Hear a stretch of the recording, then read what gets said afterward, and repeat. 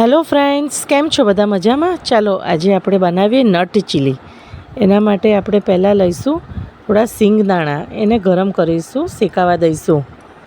એ શેકાઈ જાય 2-3 મિનિટ પછી આપણે થોડા તલ એડ કરીશું. તલને થોડા શેકાવા દઈશું અને થોડીવાર પછી ડેસિનેટેડ કોકોનટ, આપણે છીણેલું કોપરાનું છીણ લઈશું. એને 2 મિનિટ માટે શેકાવા દઈશું. કોપરાનું છીણ જલ્દી શેકાઈ જાય છે એટલે આપણે એને છેલ્લે એડ કરીએ છીએ. હવે આપણું બધું શેકાઈ ગયું છે અને એને ઠંડુ પડે આપણે ક્રેશ કરી લઈશું. હવે આપણે એ જ પેનમાં થોડું તેલ લઈશું. હવે એમાં થોડી રઈ એડ કરીશું અને રઈ તતડી જાય એટલે આપણે એમાં ચપટી હિંગ એડ કરીશું.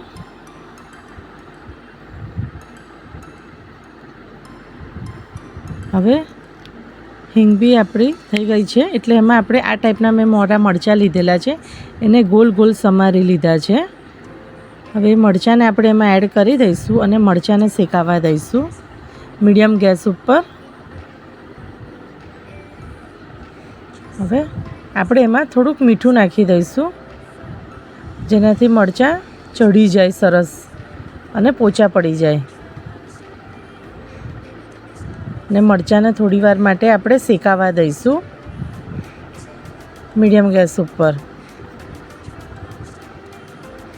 હવે આપણે સિંગદાણા, તલ અને કોપરાનું છીણ જે શેકીને ઠંડુ કરેલું છે એને પીસી કાઢેલું છે.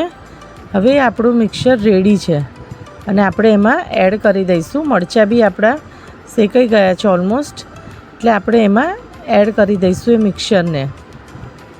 હવે એને આપણે થોડું મિક્સ કરી દઈશું મરચાંની અંદર. બરાબર રીતે મરચાં બધા મિક્સરમાં કોટ થઈ જાય એ રીતે આપણે એમાં એને હલાવીને મિક્સ કરી દઈશું. હવે એમાં આપણે થોડીક ચપટી હળદર લીધી છે જેનાથી મરચાંનો કલર ઘણો સરસ લાગે છે. અને હવે એમાં આપણે થોડો ગોળ લઈશું.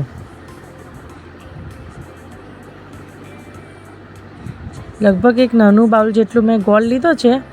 એ ગોળ આપણે એમાં મિક્સ કરી દઈશું અને ગોળ આપણો ઓગળી જાય અને સરસ રીતે ચડી જાય ગોળ એટલે આપણું રેડી થઈ જશે મિક્સચર. અને એમાં થોડુંક આપણે મીઠું એડ કર્યું છે કારણ કે આપણે મીઠું ખાલી મરચાંમાં જ એડ કરેલું હતું, બધામાં મિક્સ કરવાનું બાકી હતું એટલે આપણે થોડુંક મીઠું એડ કરી અને હલાવી દઈએ છીએ એને બરાબર રીતે. હવે આપણું મિક્સર રેડી છે બધું જ. કેવું લાગ્યું મને પ્લીઝ જણાવજો નટ ચીલી.